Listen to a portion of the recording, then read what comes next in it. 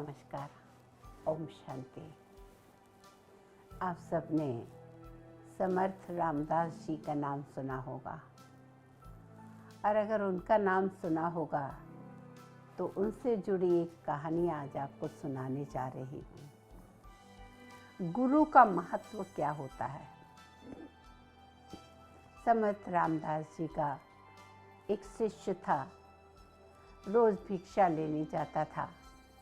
भिक्षा लेकर आता, फिर भोजन वगैरह बनाते और जो सेवा होती वो करता। वो सुबह सुबह भिक्षा लेने गया और वही एक जब घर के सामने कहने लगा, समर्थ रामदास की जय, भिक्षा देहिम, समर्थ रामदास की जय, भिक्षा देहिम। जोर से एक दरवाज़ा खुला और एक व्यक्ति निकला।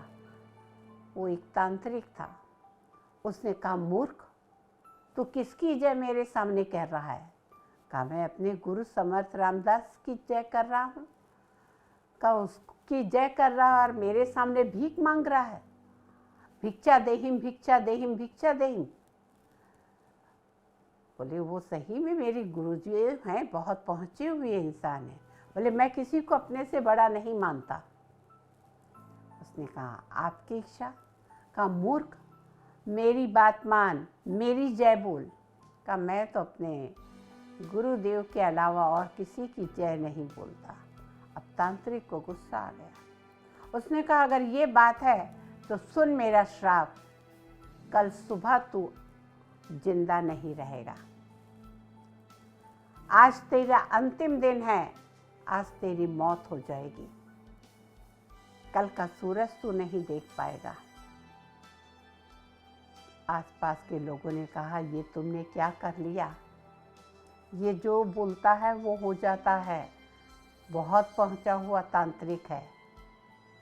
लेकिन उसको भी तो अपने गुरु की ऊपर बहुत आस्था थी। लौट के आया। गुरुजी ने पूछा, समर्थ रामदास जी ने भिक्षा ले आए? बोले, हाँ गुरुजी, अपनी मौत भिक्षा में ले आया। कहा, ये क्या कह रहे हो? सारी बात सुना दी। गुरुजी ने कहा, चल फिक्र मत कर, खाना खाते हैं। कहता, गुरुजी आप कह रहे हैं कि खाना खाते हैं और मेरी मौत होने वाली है। गुरुजी मुस्कुराए, अभी तो पूरी रात पड़ी है ना, कल सुबह देखेंगे। उसके मन में लगने लगा कि गुरुजी को मेरी जान की थोड़ी भी परवाह नहीं है। और फिर एक बार कहा कि चल शाम हो गई है, भोजन कर ले। उसने कहा, नहीं गुरुजी, मुझे बिल्कुल भूख नहीं है, एक अन्न का दाना भी मेरे गले से नीचे नहीं उतरेगा। रामदास जी गए और अपना भोजन किया और जो कुछ करना था कार्य करके रात हुई, सोने लगे। तो उसे बुलाया, कहा कि थोड़ी पैर दबाएगा? तो कहा, गुरुजी, मरते मरते तो आपकी सेवा कर लूँ, कल का सूरज तो देखना नहीं। रामदास जी ने कहा, देख, मेरे पैर दबाते रहना, यहाँ से उठना नहीं, बिल्कुल कहीं के लिए भी नहीं उठना, बस पैर दबाते रहे। कहा, जी गुरुजी। अभी पैर दबाते दबाते दबाते दबाते रात्रि का पहला पहर बीत गया। उस तांत्रिक ने, जो कि बहुत पहुंचा हुआ था, एक सुंदर नारी को उसके पास भेजा। उसके दोनों हाथों में हीरे मोती सोने चांदी की गिन्नियाँ थी और वो दरवाजे पर आकर उससे कहने लगी, बच्चे इधर आओ, ये लो, ये मैं सब तुम्हारे लिए लाई हूँ। उसे गुरुजी की बात याद आई कि कहीं जाना नहीं। उसने कहा कि आपका धन्यवाद, अगर आपको देना है तो आप यहाँ रख कर चले जाइए, मैं गुरुजी की सेवा कर रहा हूँ, उनके पैर दबा रहा हूँ, मैं उठ के नहीं आ सकता। वो देवी अदृश्य हो गई, चली गई वहाँ से। रात्रि का पहला पहर बीत गया, दूसरा पहर आ गया। तांत्रिक ने अब उस लड़के की माँ का रूप रच के एक औरत को भेजा। कहा, बेटा, मेरे को तेरी बहुत याद आ रही थी, देख मैं तेरे को मिलने आ गई। और उस शिष्य को लगा कि भगवान कितने दयालु है, मेरी मौत के पहले कल तो सुबह मरना ही है, माँ को भेज दिया। मन भी था, कहा, आ बेटा, आ मेरे गले लग जा। उसने कहा, माँ, मैं वहाँ नहीं आ सकता, आप यहाँ मेरे पास आकर मेरे गले लग जाओ। वो तो मायावी रूप था, कैसे आता। वो भी वहाँ से अंतर्ध्यान हो गई। दोपहर बीत गए। अब उस तांत्रिक को लगा कि कुछ और करना चाहिए, और तब उस तांत्रिक ने यमराज को भेजा। यमराज आए, बोले, चल, तेरी मौत आ गई है, बुलावा आ गया है, मैं तुझे लेने आया हूँ। उसने कहा कि मैं चलने को तैयार हूँ, लेकिन मैं वहाँ नहीं आ सकता।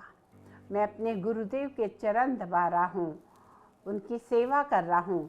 आपको ले ही जाना है तो मेरे पास आए और मेरे को ले जाएं।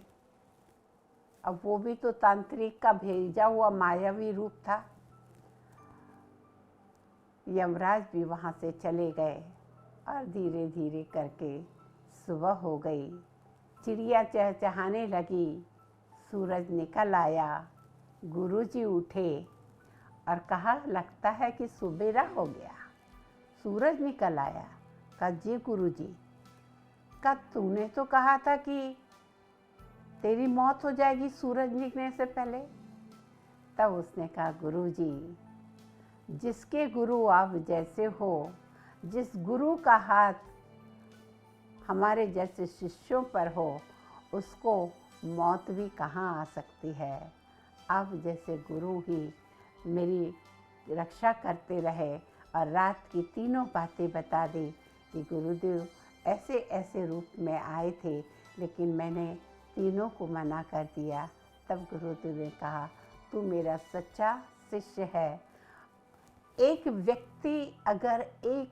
व्यक्ति जो गुरु है, जिसने बहुत परमात्मा की सेवा की, उस गुरु के आशीर्वाद से मौत को अगर हरा सकता है, तो अगर हम सच्चे सद्गुरु, सच्चे परमात्मा को अपना गुरु मान लें, तो उससे क्या नहीं हो सकता।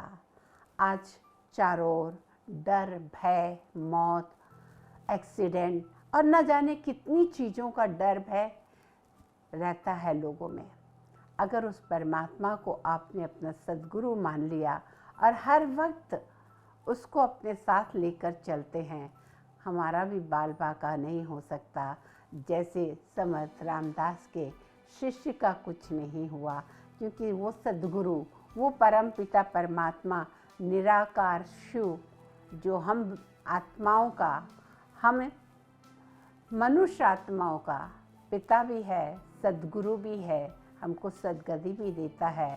उससे अवश्य रोज ध्यान करें, याद करें, उसका हाथ अपने सिर पर महसूस करें कि सद्गुरु का हाथ मेरे सिर पर है, और सद्गुरु का हाथ और साथ होगा तो कभी भी आपको कोई भी चीज़ से डरने की आवश्यकता नहीं। नमस्कार। ओम शांति।